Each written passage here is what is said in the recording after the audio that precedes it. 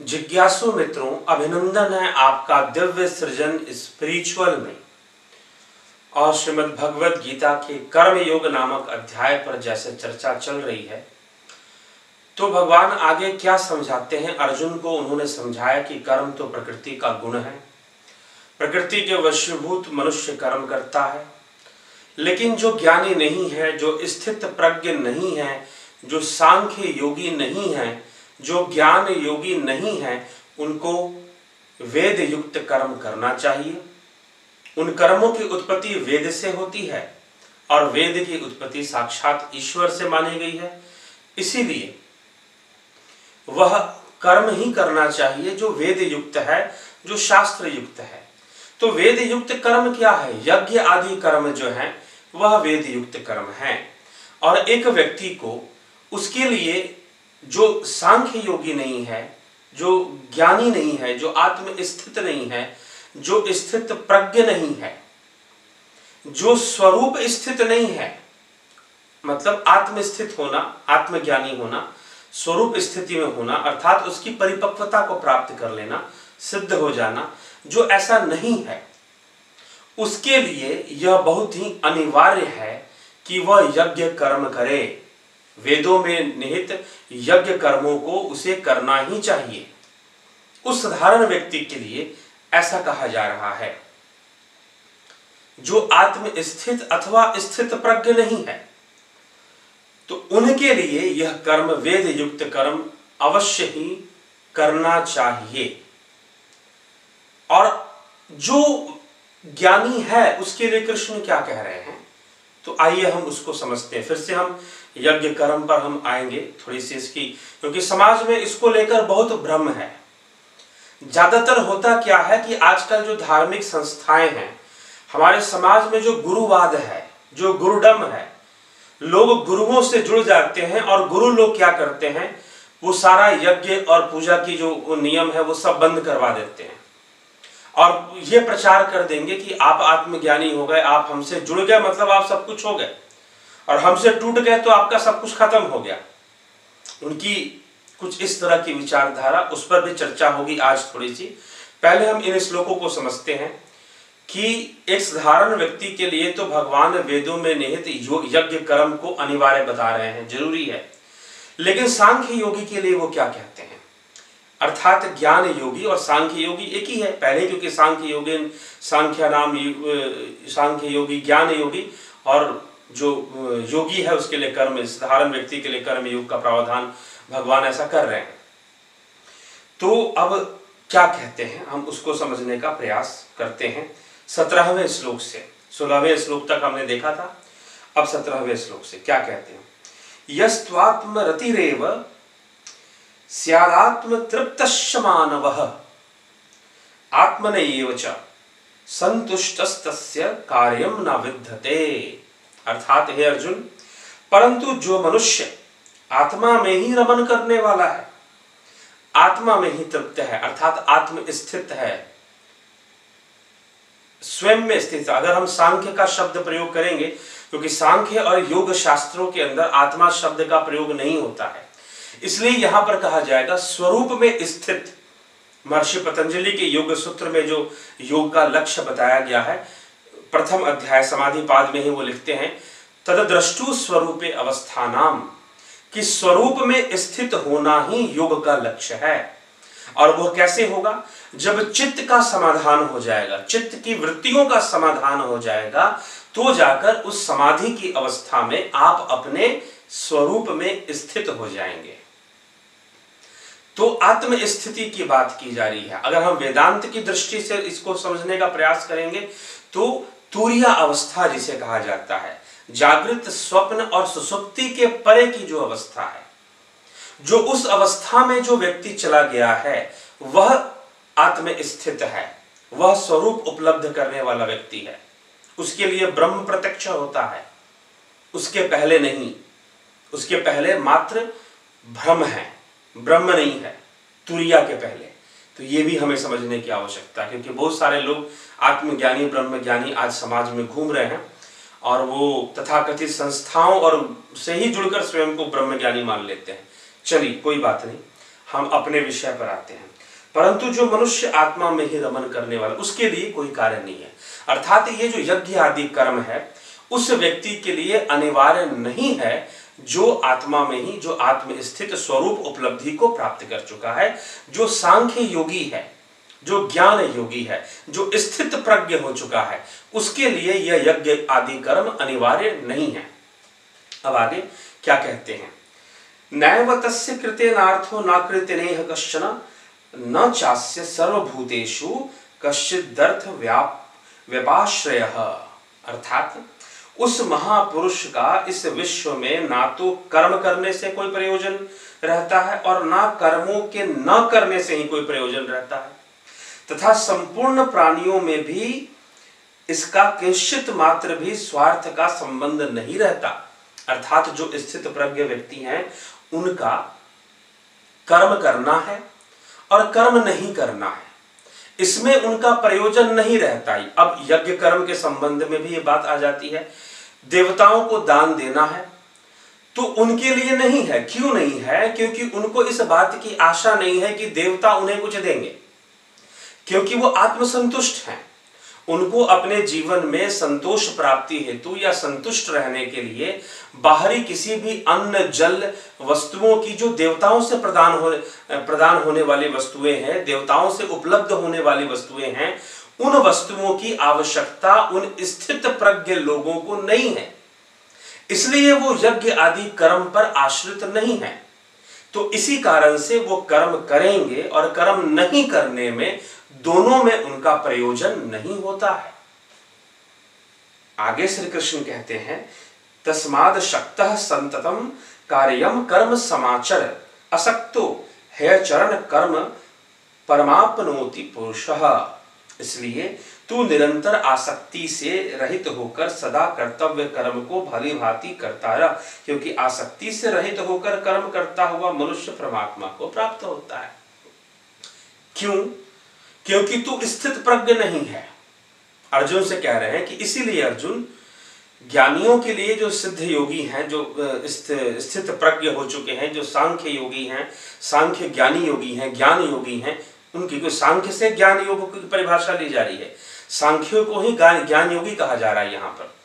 तो इसलिए सांख्य योगी शब्द का प्रयोग मैं बार बार कर रहा हूं कि जो सांख्य योगी हैं, जो सांख्य के 25 तत्वों को भली भांति समझते हैं और उस परम पुरुष को भी जानते हैं और उसका भेद भी जानते हैं, ऐसे ज्ञान योगी जो हुआ करते हैं, उनके लिए ये कर्मों में कोई प्रयोजन नहीं होता है। लेकिन तू ज्ञान योगी नहीं है, तू स्थित प्रज्ञ नहीं है, इसलिए तुझे कर्म करना पड़ेगा।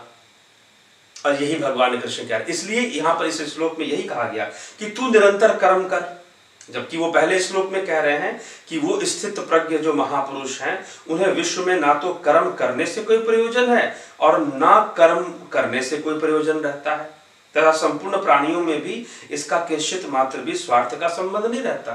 संपूर्ण प्राणियों में भी उनका स्वार्थ नहीं है, तो देवताओं में भी उनका स्वार्थ नहीं है, और देवताओं में स्वार्थ नहीं होने के कारण उनके लिए यज्ञ आदि कर्म और अन्य कर्म भी कोई मायने नहीं रखते हैं, ऐसा यहां पर। लेकिन फिर अर्जुन से भगवान कहते हैं कि तू निरंतर आसक्ति से रहित होकर कर्म कर, क्योंकि तू स्थित प्रज्ञ नहीं है। यहां पर यह भी बात प्रमाणित होती है, तू ज्ञान योगी नहीं है, इस कारण से तेरे लिए कर्म का प्रयोजन निश्चित है। संकल्पवान बनकर वेद युक्त कर्म, शास्त्र युक्त कर्म तुझे करना ही चाहिए। ये श्री कृष्ण का उपदेश है। कर्मण्येव वही 20वें स्तोत्र में, श्लोक में क्या कहते हैं, कर्मण्येव वही संसिद्धि मास्थिता जनकादयः। जनक का उदाहरण ले रहे हैं। लोक संग्रम वेवापि संपश्यन् कर्तुमर्हसि। अर्थात जनकादि ज्ञानी जन भी आसक्ति रहित कर्म द्वारा ही परम सिद्धि को प्राप्त हुए थे। इसलिए तथा लोक संग्रह को देखते हुए भी तू कर्म करने के ही योग्य है, अर्थात तुझे कर्म करना ही उचित है। जनकादि जैसे ऋषि, जो राजऋषि हुए, जो राजा भी हुए, ऋषि भी हुए। तो जनक, राजा जनक की यहाँ पर चर्चा ली जा रही है, उदाहरण लिया जा रहा है कि राजा जनक ने आजीवन निष्काम कर्म का अनुष्ठान किया। यज्ञ वेद युक्त शास्त्र युक्त अपने कर्म कर्तव्यों को वो निरंतर करते रहे, अनासक्त होकर। फल मिलेगा नहीं मिलेगा, मात्र लोक संग्रह अर्थात लोक कल्याण, लोक के सामने एक उदाहरण प्रस्तुत करने के लिए उन्होंने ऐसे कर्म का आयोजन, वो कर्मनिष्ठ बने रहे और कर्तव्यों का पालन वो करते रहे, और इसी से उन्होंने सिद्धि को प्राप्त की, इसी से उन्होंने मोक्ष को प्राप्त की। तो अर्थात फिर वहीं पर बात आ गई। इसलिए कर्म योग से ज्ञान योग तक की यात्रा। अब यहां पर यह प्रश्न नहीं उठता कि ज्ञान योगी श्रेष्ठ है कि कर्म योगी श्रेष्ठ है, इस संशय में पड़ने की आवश्यकता ही नहीं है। भगवान को तो ज्ञान योगी ही प्रिय है, लेकिन कर्म से ज्ञान की यात्रा, तुम अनासक्त होकर प्रकृति को समझते हुए वेद युक्त शास्त्र युक्त जो यज्ञ कर्म है और जो कर्तव्य है तुम्हारा, वो उसका अनुष्ठान तुम करते जाओ। इस बात की चिंता मत करो कि फल क्या होगा, तुम बस कर्म से मतलब रहो और एक कर्म को करते हुए आगे बढ़ते जाओ कि यह कर्म करना अनिवार्य है, जरूरी है, यह धर्म संगत है, इसलिए तुम करो। उस कर्म के बदले में तुम्हें मान मिलेगा, अपमान मिलेगा, यश मिलेगा, अपयश मिलेगा, पराजय मिलेगा, जय मिलेगा, इसकी चिंता मत करो, तुम कर्म करो। ठीक है, यही महत्वपूर्ण होता है। तो कई लोग ऐसे होते हैं जो कि कर्म करने में, हमें इस क्षेत्र में कर्म करना है, हम कितना कर पाएंगे कौन जानता है। ठीक है, तो ऐसी भावना रखकर बिना फल की आसक्ति किए कर्म करने का उपदेश श्री कृष्ण दे रहे हैं और जनक का उदाहरण दे रहे हैं। आगे 21वें श्लोक में कहते हैं, यदधा चरति श्रेष्ठस्त देवे तरो जनः स यत् प्रमाणम कुरुते लोकस्तदनुवर्तते। श्रेष्ठ पुरुष जो जो आचरण करता है, अन्य पुरुष भी वैसा वैसा ही आचरण करते हैं। वह जो कुछ प्रमाण कर देता है, समस्त मनुष्य समुदाय उसी के अनुसार बरतने लग जाते हैं। तो अब इसका अर्थ क्या है, जो श्री कृष्ण 21वें सूत्र में श्रेष्ठ पुरुष जो जो आचरण करता है, अर्थात यहां पर श्रेष्ठ पुरुष जो योगी हैं, जो सिद्ध हैं, जो सिद्ध पुरुष हैं, जिन्होंने, जो सिद्ध हैं, जो अवतारी हैं, जो भगवान हैं। आप अवतार से इसको ले लीजिए। अब गीता में अवतारवाद है कि नहीं है, ये आगे आएगा विषय।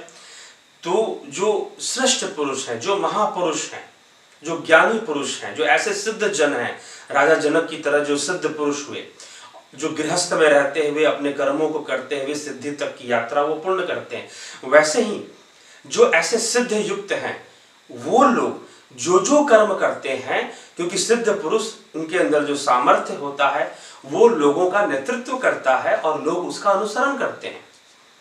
इस कारण से वो जैसा जैसा आचरण करते हैं, सामान्य जन भी उस आचरण को फॉलो करना शुरू कर देते हैं, उनका अनुकरण करते हैं। तो उनके लिए क्या आवश्यक है, श्री कृष्ण कहते हैं 22वें सूत्र में, न पार्थास्ति कर्तव्यम त्रिषु लोकेषु किश्चन नानवाप्त मवाप्त वयम वर्त एवच कर्मणि। हे अर्जुन, मुझे भी, अब अपना एग्जाम्पल लेते हैं, पहले जनक का एग्जाम्पल लिया। ये देखिए, एक रखने का एक तरीका है बात को। भगवान कृष्ण कहते हैं, अगर सीधा अपना एग्जाम्पल रखते तो शायद ये हो जाता कि भगवान श्री कृष्ण जो है स्व प्रशंसा कर रहे हैं, अर्जुन को ऐसा लग सकता था। इसीलिए उन्होंने अपनी बात करने के पहले राजा जनक की बात रख दी, और राजा की ही बात रख रहे हैं। ये भी देखिए, उदाहरण भी देखिए, तो श्री कृष्ण कोई साधु सन्यासी जो सब कुछ छोड़ छाड़ के चला गया हो, उसका उदाहरण वो नहीं ले रहे। किसका उदाहरण ले रहे हैं? राजा जनक का उदाहरण ले रहे हैं। अब अपना उदाहरण ले रहे हैं, अपने बारे में कह रहे हैं। क्या कह रहे हैं? हे अर्जुन, मुझे इन तीनों लोकों में ना तो कुछ कर्तव्य है और ना कोई भी प्राप्ति करने योग्य वस्तु अप्राप्त है, तो भी मैं कर्म में ही बरतता हूं।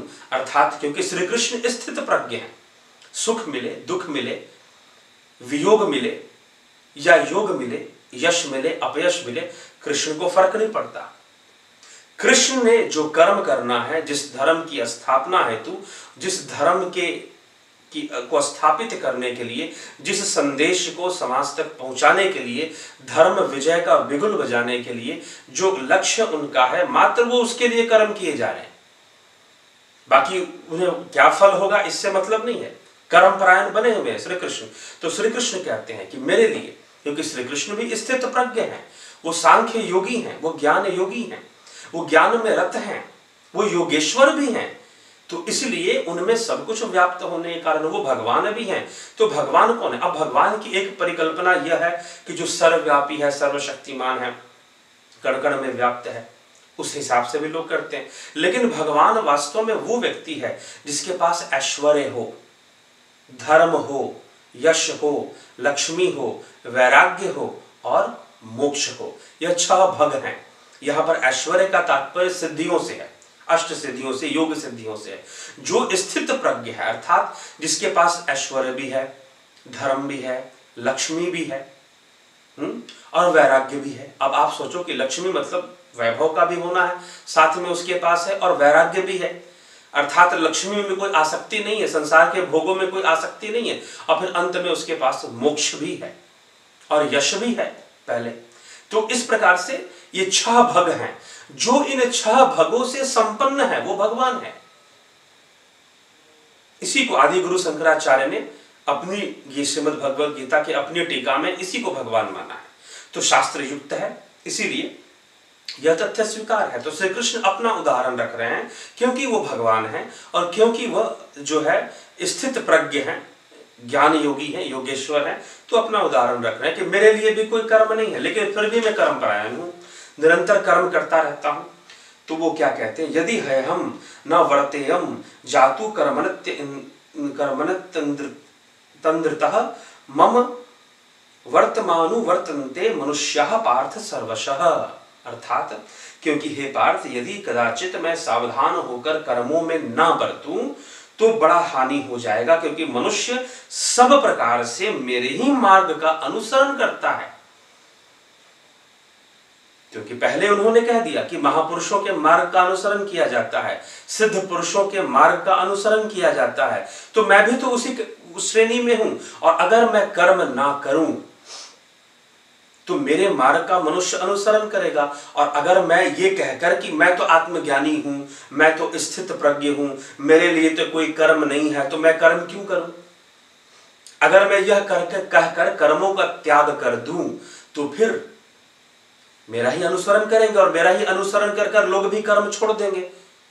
और यहाँ पर अब देखिए, यहाँ पर जिस कर्म की बात हो रही है ना, वो शास्त्र युक्त कर्म की बात हो रही है, वह वेद युक्त कर्म की बात हो रही है, अर्थात यज्ञ आदि कर्मों को लेकर इसको बात किया जा रहा है। तो यज्ञ आदि कर्मों का कॉन्सेप्ट समझना जरूरी है, मात्र उसे एक कर्म कांड के रूप में नहीं देखना है, उसकी फिलॉसफी को भी समझना है कि यज्ञ आदि कर्म क्या होते हैं और क्यों किए जाते हैं। तो पीछे के व्याख्यान में मैंने थोड़ा बहुत बताया भी है, आगे भी चर्चा में आ जाएगा। तो इसलिए कृष्ण कह रहे हैं कि यज्ञ आदि जो वेद युक्त कर्म है उसे करते रहना चाहिए। किसको? जो सिद्ध पुरुष है। मुझे भी करना पड़ता है, क्योंकि अगर मैं नहीं करूंगा तो वो साधारण जन जो स्थित प्रज्ञ नहीं है, जो सांख्य योगी नहीं है, वो भटक जाएगा। उसको मार्ग पर रखने के लिए, कर्म योग के मार्ग पर रखने के लिए कृष्ण कह रहे हैं कि मुझे भी कर्म परायण बने रहना पड़ता है। यह विषय है यहां पर। इसलिए यदि मैं कर्म ना करूं, उस्सिदे युरेने लोका कुर्याम कर्म चेदहम संघर्ष चकर्ता स्याहमुपहन्यामिमा प्रजा। इसलिए यदि मैं कर्म ना करूं तो ये सब मनुष्य नष्ट भ्रष्ट हो जाएंगे और मैं संकर्ताकार करने वाला हूं तथा इस समस्त प्रजा को नष्ट करने वाला बन जाऊंगा। मैं सबको कुमार्ग पे लगाने वाला बन जाऊंगा अगर मैं कर्म ना करूं तो। इसलिए जो शास्त्र युक्त कर्म है, जो वेद युक्त बलिदान का जो यज्ञ आदि कर्म है, उसका अनुष्ठान मुझे भी करना पड़ता है। मुझे भी सबको अपना दान देना पड़ता है। यद्यपि मुझे फर्क नहीं है, मुझे कोई प्रयोजन नहीं है कि देवता मेरे ऊपर वृष्टि करेंगे नहीं करेंगे, या मुझे अन्न देंगे नहीं देंगे, देवताओं से भी मेरा कोई लेना देना नहीं है। मुझे कोई लोभ नहीं है देवताओं से, लेकिन फिर भी यह कर्म करना जरूरी है ताकि समाज के दूसरे लोग जो स्थित प्रज्ञता को प्राप्त करना चाहते हैं, जो ज्ञान के मार्ग पर ज्ञान योगी बन जाना चाहते हैं, सांख्य योगी बन जाना चाहते हैं, वो पहले कर्म योगी बन जाएं और वो शास्त्र युक्त कर्मों को विधि पूर्वक वो करते रहें। इसलिए मुझे भी कर्म परायण बने रहना पड़ता है, क्योंकि मैं नहीं करूंगा तो संकरता आएगी। संकरता मतलब एक प्रदूषण आएगा लोगों की विचारधारा में, लोगों के कर्म करने की प्रवृत्ति में।